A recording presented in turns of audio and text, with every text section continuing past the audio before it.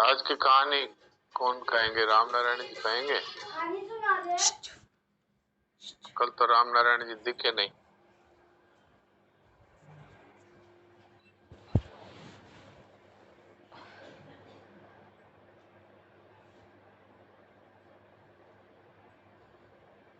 हाँ, राम नारायण जी बताइए। फुटबॉलर हो ना? Very good. चलो अब शरारती।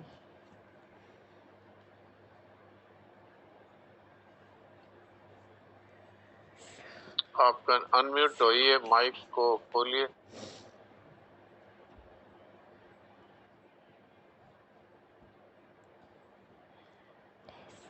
माइक खोलिए, मैंने ऑप्शन दिया है।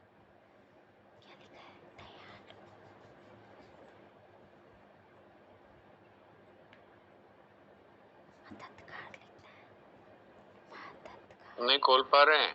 अब खोलिए, देखें आप देते हैं। अब आपको खोल जाएगा। हाँ अब ठीक है, बोलिए। कल तो ठीक 8 बजे कोई मेहमान आ गए जो उसके चक्कर में लेके फिर। हाँ ढूंढा था आपको, सोहन जी भी नहीं थे आप। आए 8 बजे ही हो, 8 बजे आए कोई मिलने वाले थे। कोई बात। एक कहानी सुनाता हूँ। हाँ सुनाइए। एक आदमी बहुत परेशान था, बीमारियों से उसके शरीर को घेर रखा था, पर वह उनका इलाज कैसे कराता क्योंकि उसके पास पैसे नहीं थे। उसकी गरीबी यहाँ तक पहुँच गई थी कि कई दिन से उसने खाना भी नहीं खाया। अच्छा। एक दिन हिम्मत करके वह उठा और जैसे तैसे एक बड़ी हवेली के सामने पहुंचा। यह हवेली एक ऐसे आदमी की थी जिसका रोजगार खूब बड़ा था और जिसके पास सब कुछ था। उस परेशान आदमी ने जोर जोर से पुकार मचाई और अपनी बीमारी और भूख का बखान किया। इसको सुनकर हवेली का मालिक बाहर आया, गुस्से से बोला, भीख मांगते तुझे शर्म नहीं आती? तेरे हाथ पैर है, कमा करके क्यों नहीं खाता? परेशान आदमी ने कहा कि आपकी बात बिल्कुल ठीक है, कमाकर खाने में ही आदमी की शोभा है, पर लंबी बीमारी ने मुझे मजबूर कर दिया है, नहीं तो मैंने सारी उम्र अपने पसीने की कमाई खाई है। हवेली के मालिक को दया के बदले गुस्सा आया और उसने उसे बहुत बुरा भला कहा। उस आदमी ने कहीं और जाकर सहायता मांगने की भी ताकत नहीं थी, इसीलिए वह गिड़गिड़ाकर सहायता मांगता ही रहा। इस पर हवेली के मालिक को बहुत गुस्सा आया और उसने अपने नौकर को हुक्म दिया कि वह इस गंदे आदमी को धक्का देख करके हवेली के सामने से हटा दे। नौकर ने भी ऐसा ही किया।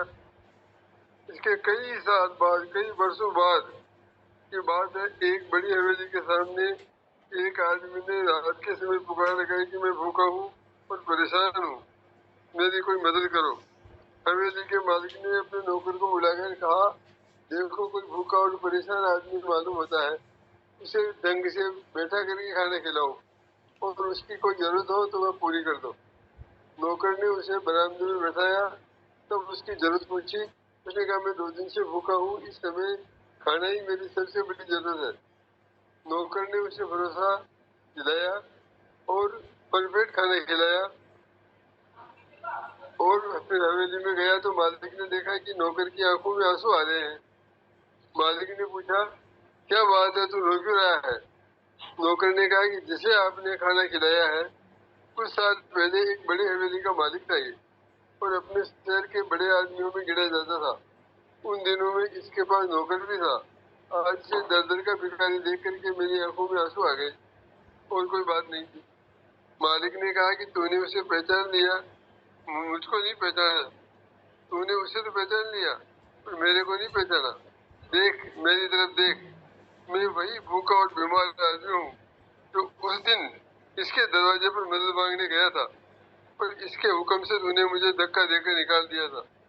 कहानी पूरी हो गई और हम सबसे कह गई कि जिंदगी का न तो सही रास्ता यह है कि हम जब सफल हो तो घमंड से फूल जावे, और न सही रास्ता यह है कि जब हमें असफल हो तो घबरा जावे, हिम्मत हार बैठे। सही रास्ता एक ही है थकान की घड़ियों में हिम्मत से काम ले और उड़ान की घड़ियों में उसकी मदद करे जो उन दिनों थकान में हो। जी, अच्छा।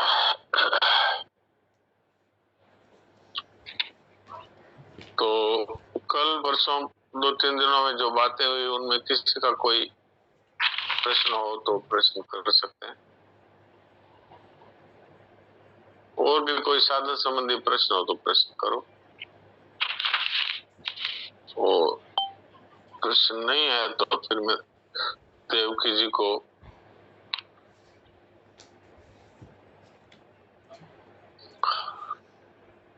होस्ट बनाता हूँ, फिर वो सनान जी महाराज की बातें कहेंगे।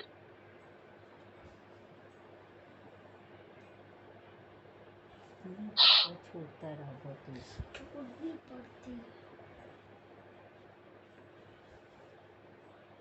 बोलिए।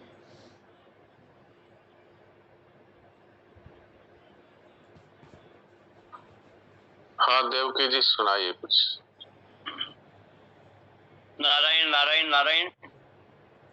नारायण नारायण। जो बात चल रही थी साधन संबंधी विवेक विरोधी संबंध के बारे में चल रही थी, जी। तो स्वामी जी ने साफ कहा है कि विवेक विरोधी संबंध तोड़ने से जो उसी क्षण मोह का नाश कर देगा और जिसके बिना साधन का आरंभ ही नहीं हो सकता, चाहे गीता पढ़े चाहे समाधि लगावे, हाँ। वह भी नहीं हो सकता कि विवेक विरोधी संबंध का त्याग धीरे धीरे हो।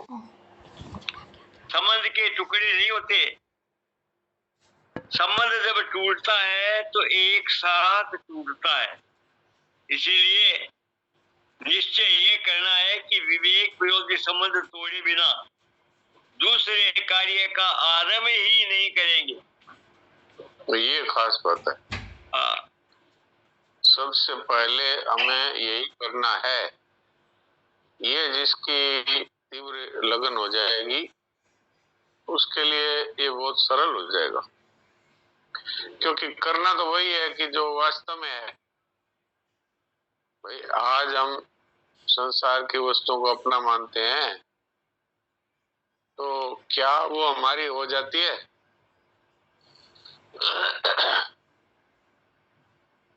तो फिर उनको अपना मानने से क्या फायदा है? तो वही कहा जा रहा है, वही करने को कहा जा रहा है, वही सोचने को कहा जा रहा है, वही समझने को कहा जा रहा है कि जो हकीकत है। अब हकीकत को नहीं समझ करके और कल्पना की दुनिया में खोए रहेंगे तो क्या मिलेगा?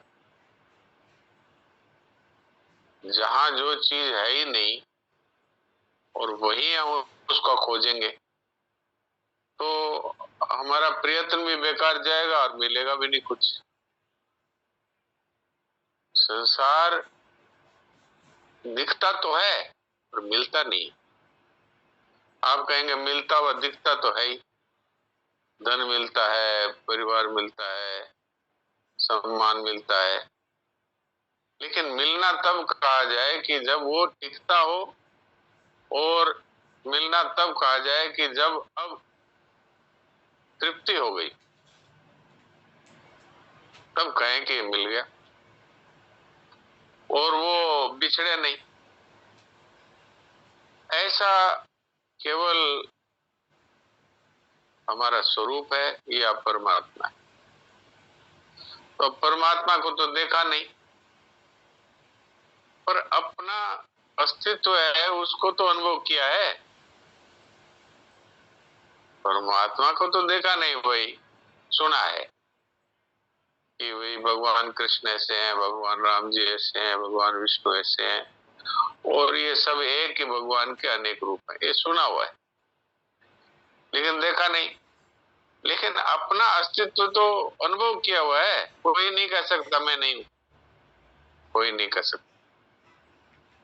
अच्छा, और इसको याद रखूं तभी मैं रहूंगा, ये भी हमारा अनुभव नहीं। याद रखें ना रखें, ये तो हमारा होनापन है, हमारा अस्तित्व है, वो जो का त्यों रहता है। तो यही एक ऐसी चीज है जो कभी भी मिटती नहीं। ये हमारे इस जीवन का तो अनुभव है ना सभी का ही। क्या किसी का ये अनुभव है कि मेरी उम्र 50 साल हो गई, 40 साल हो गई, इसमें 1 साल तक मेरा अस्तित्व नहीं था? 1 साल छोड़ दीजिए, 1 महीने मेरा अस्तित्व नहीं था, अथवा इतना भी नहीं, अच्छा 1 दिन मेरा अस्तित्व नहीं था, 1 घंटे मेरा अस्तित्व नहीं था, 1 मिनट मेरा अस्तित्व नहीं था, 1 क्षण भी मेरा अस्तित्व नहीं था। कोई बोल सकता है क्या? कोई भी नहीं बोल सकता। इससे सिद्ध क्या हुआ कि हमारा अस्तित्व है, यही परमात्मा ही है साक्षात। ये साक्षात परमात्मा ही, और ये भी हमारा अस्तित्व नहीं है, ये परमात्मा का ही अस्तित्व। परमात्मा ही हमारे होनेपन के रूप में हमारे जीवन में प्रत्यक्ष अनुभव में आते हैं।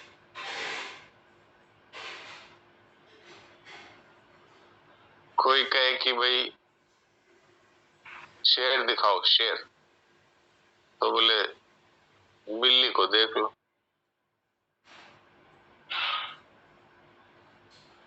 बस बिल्ली का स्वरूप है, वही शेर है, शेर का स्वरूप।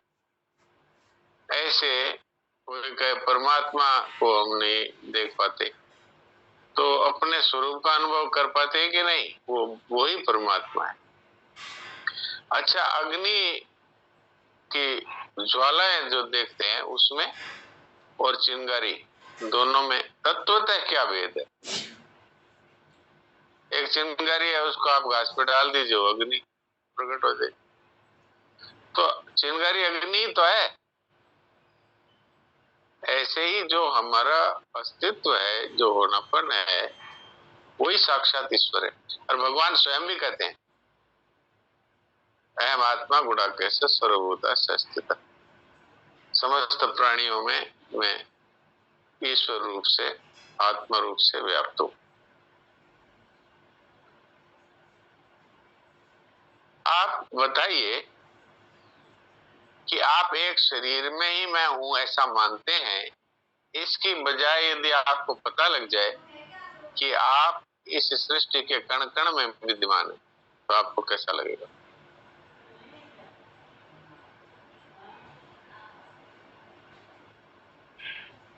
आश्चर्य लगता है ना? लेकिन यही सत्य है। आप इस शरीर में कहीं भी नहीं, और अगर हैं तो इस शरीर के कण कण में मौजूद।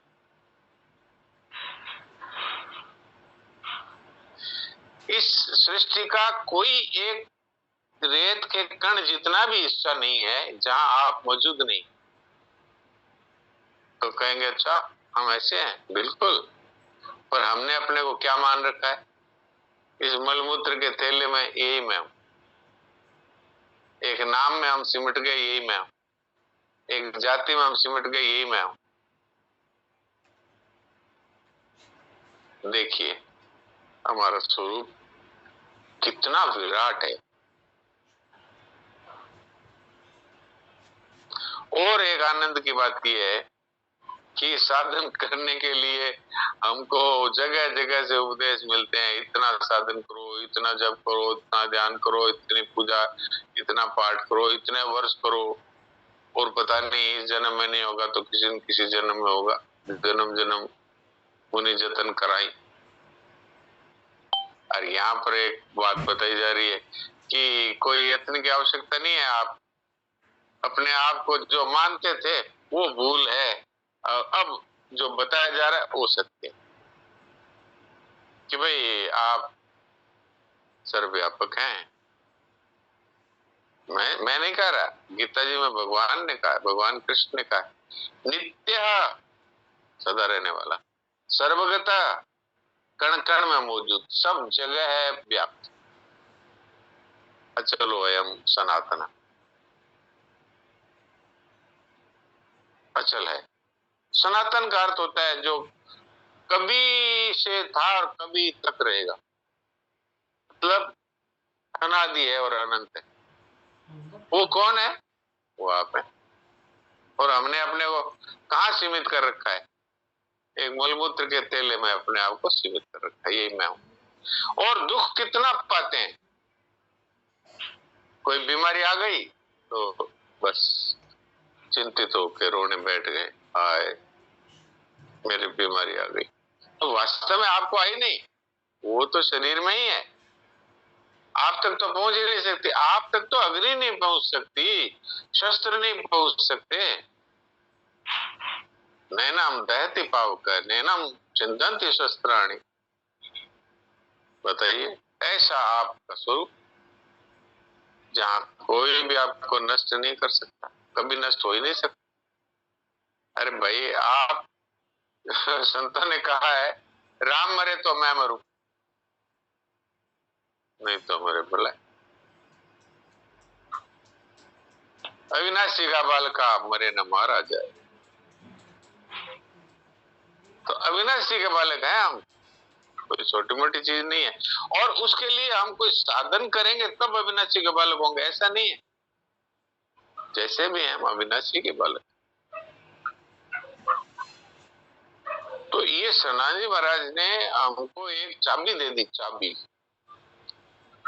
उन्होंने कहा कि भाई, अब उन्होंने तो कह दिया ऐसा, मेरी तो हिम्मत नहीं होती है, उन्होंने तो कह दिया चाहे पूरी गीता चाट जाओ, उन्होंने तो कह दिया।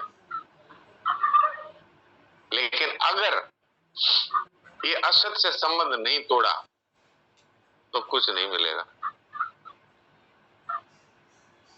जूतियां घिसते रहो। मेरी तो ऐसी हिम्मत होती नहीं बोलने की। सनातन जी महाराज तो भाई वो एक सखा थे। ठाकुर जी के सखा थे, उनको विशेष पावर मिली। पति पिते पुत्र से सखे सख्यु, हाँ, पिया पिया रे हंसते सोडू, ऐसे थे वो। एक तो अर्जुन थे सखा और एक ये सनातन जी महाराज सखा थे। अपने यार से मैं कह दूंगा, ऐसे थे। तो इस बात का उल्टा अर्थ नहीं लेना चाहिए कि भाई गीता जी की कोई निंदा कर दी, ऐसा नहीं कहा। वो तो गीता तो कहते थे मेरे यार की वाणी है, तो गीता जी का आदर करते थे और कह भी देते थे मैं जो बोल रहा हूँ जाके ढूंढ लेना, मिल जाएगा मेरे यार की जो वाणी है उसमें। बात भी ठीक है। और हमारा अनुभव भी है, वर्षों सत्संग करने वालों से मैंने ये सुना है कि ममता कोई छूटती थोड़ी है, कामना छूटती थोड़ी है। हमने 20 वर्ष सत्संग किया है। शरणाजी महाराज की उस वाणी साफ कहती है कि यदि आपने जाने हुए का आदर न किया और असत से संबंध न तोड़ा, जानते हैं कि ये मेरे साथ नहीं रह सकता, फिर भी उसको मेरा मानते हैं, तो फिर साधन का आरंभ भी नहीं हुआ, सिद्धि तो दूर की बात। और इसमें कोई आपको ऐसी बात नहीं कही जा रही है कि भाई जो आप नहीं कर सकते। आपको ये विद्या आती है, आप संबंध जोड़ना भी जानते हैं और संबंध तोड़ना भी जानते हैं। आपने देखा नहीं बचपन में ही मैं बाइला और फिर कोई बात पे झगड़ा हो गया तो तू बाइला, चल, तोड़ना आता है कि नहीं? और बड़े होकर के भी ऐसा ही करते हैं। हमारे बड़े प्यारे सगे संबंधी हैं, लेकिन किसी बात पर झगड़ा हो गया तो कह दिया आज से तेरा मेरा कोई संबंध नहीं। अरे बाप बेटे में ऐसा हो जाता है, बेटे ने बाप को घर से निकाल दिया, जाओ आपका मेरा कोई संबंध नहीं। और कहीं कहीं पर बाप ने बेटे को घर से निकाल दिया, बोले जा आज से तू मेरा बेटा ही नहीं। अखबार में निकाल दिया कि आज से मेरा इस नाम के व्यक्ति से मेरा कोई संबंध नहीं। तो हमें आता है ना संबंध तोड़ना भी आता है, संबंध जोड़ना भी आता है। ये तलाक क्या चीज है? हमारी संस्कृति की चीज नहीं है, लेकिन ये संबंध तोड़ना ही तो और क्या है। तो हमें आता है, बस इतनी बात है कि जिससे हमारा कल्याण हो वो संबंध हम नहीं तोड़े। बताइए, कोई बात है? भाई जो हमारा नहीं है उसको हमारा नहीं मानना, इतनी ही बात है। सेवा छोड़ने की बात नहीं की जा रही है कि भाई आप माँ की, बाप की, पत्नी की, पति की सेवा छोड़ दो, ये नहीं कहा गया। उनको अपना मत मानो, अंदर से भगवान का है सब। तो उसी समय आपका असत से संबंध छूट जाएगा और विवेक विरोधी संबंध छूटा और तत्क्षण, ये सनातन महाराज की वाणी है, उसी क्षण आपको तत्व ज्ञान होगा। क्यों नहीं ये इतनी सरल बात को हम अपने जीवन में स्वीकार कर लें? बात तो इतनी है। तो ये नहीं कहा जा रहा है घर छोड़ के भाग जाओ, धन को सड़क पे फेंक दो, बेटा पोता पति पत्नी से कह दो तेरा मेरा कोई संबंध नहीं, ये नहीं कहा जा रहा है। ये तो हमारे भीतर की बात है। सबका संबंध है, सबकी सेवा करो। संसार की सेवा करने का कोई थोड़ा ही आपको कहा गया कि भाई ये छोड़ दो। अंदर से संबंध मानना छोड़ दो, तो इससे क्या होगा? हमारी चिंता मिट जाएगी, घबराहट मिट जाएगी, बेचैनी मिट जाएगी। जिस चीज को आप अपना मानते थे, आपने किसी को दे दिया, अब वो उसके चाहे तोड़े चाहे फोड़े, आपको कोई असर पड़ता है क्या? आपने तो दान दे दिया, अब चाहे तोड़े फोड़े बेचे, उसको काम में ले, उससे फायदा उठाए, उससे नुकसान उठाए। तो ये बड़ी सरल सी बात है। कुशाग्र क्या पूछते हैं? बोलिए। नारायण नारायण महाराज जी मुझे एक प्रश्न लगा कि अगर हमें पता ही है कि ममता हमारे लिए विनाशकारी है, लेकिन फिर भी हमें ममता इतनी अच्छी क्यों लगती है? क्योंकि हम मूर्ख हैं। बेवकूफ किसको कहते हैं? उसी को कहते हैं कि जो पता लग जाए कि ये चीज खाने से मुझे बीमारी होगी फिर भी उसको खाता है, उसको हम क्या कहेंगे? तुम बताओ क्या कहेंगे? बेवकूफ कहेंगे ना। तो वही हम है। हमको पता है कि मेरा मानने से रोना पड़ेगा, फायदा कुछ भी नहीं होगा, चीज तो बिछड़ जाएगी। जब बिछड़नी होगी बिछड़ जाएगी, जब मिलनी होगी मिल जाएगी। ये हमको पता है, लेकिन फिर भी ममता प्यारी लगती है। इसका मतलब क्या है? इसी को अज्ञान कहते हैं, इसको बेवकूफी कहते हैं, इसको मूर्खता कहते हैं, सिंपल भाषा में। और इस मूर्खता का फल ही जन्म मरण है। जन्मता मरता कौन है? तो शास्त्रीय भाषा में कह दो जो अज्ञानी है, और हमारी बोलचाल की भाषा में कह दो जो बेवकूफ है, मूर्ख है, वो ही जन्मते मरते हैं।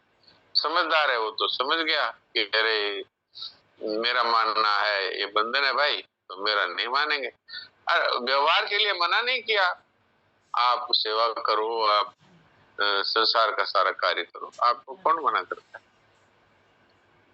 गलत करने के लिए मना किया है। विवेक विरोधी संबंध तोड़ दो, विवेक विरोधी कर्म छूट जाएगा, विवेक विरोधी विश्वास छूट जाएगा। लेकिन विवेक विरोधी संबंध रखते रहेंगे और फिर जोर लगाएंगे, तो जोर लगाने से नहीं होगा भाई। जो चीज बंधन कारक है उसको आप छोड़ेंगे नहीं और फिर जोर लगाते हैं, तो जोर लगाने थोड़ी होगा। इसलिए कहा कि ये प्रयत्न साध्य नहीं है, ये तो विवेक साध्य है भाई। जो चीज हमारी नहीं है वो हमारी नहीं, इतनी बात है। सेवा करो, कोई मना नहीं। आप संसार का सारा कार्य करो, कोई मना नहीं। पति की सेवा करो, पत्नी की सेवा करो, बच्चों की सेवा करो, बड़ों की सेवा करो, पड़ोसी की सेवा करो, आपको कोई मना थोड़ी है भाई, हमारे नहीं। अगर आपको ऐसे छोड़ने में जोर आता है तो कह दो भगवान के हैं, वास्तव में तो भगवान के ही है, पर अपने नहीं है। बस मीराबाई ने क्या किया? यही किया, मेरे तो गिरधर गोपाल, दूसरों ने कोई, दूसरा कोई मेरा नहीं।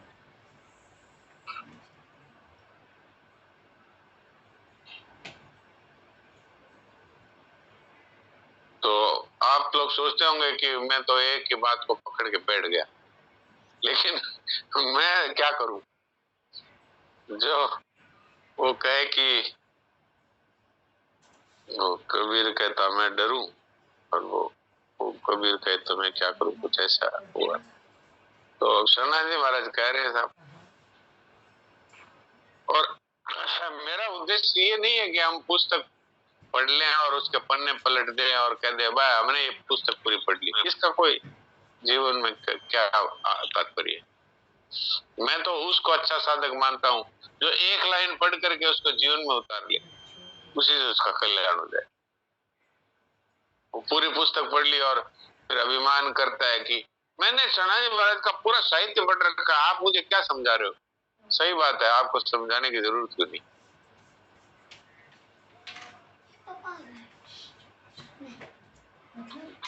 तो ये है बात। तो आप सभी से निवेदन है, आप और हम सब, सुमिता जी अब समय हो गया, फिर भी आप प्रश्न पूछ लीजिए, समय तो हो गया, ठीक है ना महाराज जी? राम राम। उस प्रश्न का कल भी उत्तर दिया जा सकता है, क्योंकि अब तो 1 मिनट करीब रहा है। हाँ बोलिए। महाराज जी, हम लोग चालाकी करके अपने आप को विद्वान समझते हैं ना। समस्या तो यहाँ पर आ रही है कि भगवान, माया तो भगवान की है, लेकिन हम भी तो भगवान के हैं। हाँ, तो फिर यहाँ चालाकी खेल रहे हैं ना कि भगवान के माया है और हम भगवान के हैं। अब भगवान की माया है तो अपने मत समझो, फिर हो गया, फिर काम बढ़ गया। जिनकी है उनकी समझ लो, फिर हो गया काम। ठीक है, अब कल इस पे फिर आप याद दिलाइएगा। अभी लगभग 1 मिनट का समय, 1 मिनट का भी नहीं है, इतना समय बचा है, तो हम अपने स्वरूप में, अपने अस्तित्व में अपने आप को स्थापित करके और अचिंत्य हो जाए।